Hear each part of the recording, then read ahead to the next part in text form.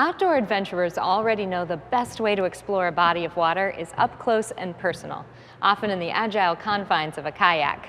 Your perspective of a lake or stream may change once you've physically propelled yourself along the surface of the water. That unique aquatic view attracted Ron Huelse to Lake Red Rock for decades. A keen photographic eye and an interest in conservation kept Ron connected to his paddle and his camera.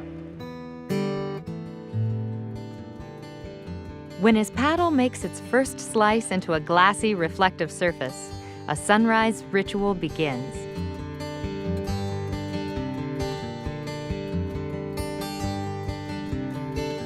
Sometimes this place is so calm, his traveling companion is lulled into a nap, as each stroke brings this kayak closer to nature, closer to one Iowan's version of serenity.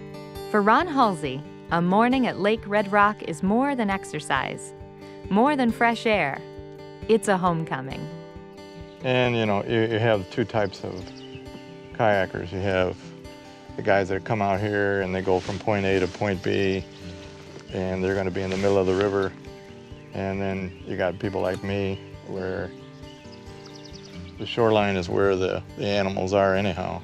And so I just follow the shoreline, and every day is something different, which is pretty cool. Stretching 11 miles from end to end, Lake Red Rock is encircled with a network of protected nooks and crannies to paddle into. They represent some of Ron's favorite spots to observe wildlife. As I came into this bay, there was a mother and a baby beaver. And I stayed on the far side, and she was naturally on the east side. And so I just worked my way so that I would be a little bit closer. And somehow she felt that between the two of us that there was nothing to fear. So she had the little baby nursing her as she was right along the shore. I mean, not too many people get to see a situation where the baby beaver is nursing on its mother. So that was a great opportunity. And that's another wonderful thing with the kayaks. They're not imposing at all. They don't make any noise. You can go up to a lot of these animals and they just are not bothered. But that was really neat. Red Rock was once a Des Moines river town in south-central Iowa when it was dammed and flooded more than 40 years ago. The remaining rock edifices and occasional dead tree trunks are reminders that this man-made lake is still ripe for exploration. But you can see how high the water gets, because where that dead tree is, there'll be water. You can kayak on that upper ridge.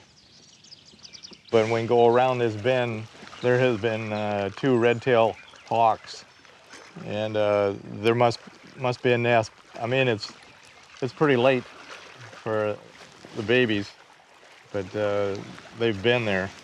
It's unusual that you see 2 of them together, and they're reluctant to fly very far away. Over the past decade, Ron's kayaking passion melded with photography. In retirement, his work has become a regular fixture in Iowa Outdoors magazine and calendars, with his candid wildlife images capturing the attention and imagination of Iowans. You can take it from a boat, a regular gasoline boat or diesel, but it means a lot more if you can take it out of a boat where you're kayaking. And it's like anything else. Experience is a valuable teacher. Ron brings his gear on the water, drifting into the Red Rock backwaters, hoping to capture a moment rarely found in the middle of Iowa's largest lake.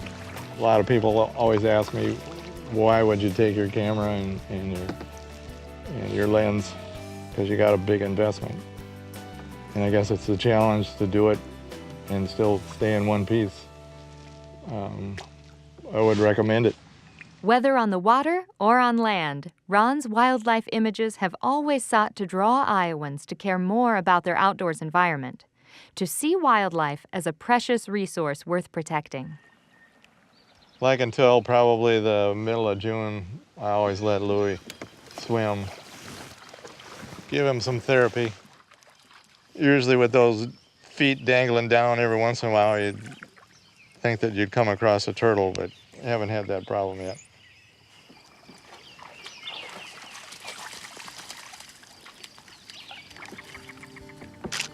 From steamy July mornings to the icy afternoons below the dam in January, Iowa's largest water reservoir is a haven for birds of all shapes, sizes, and behaviors.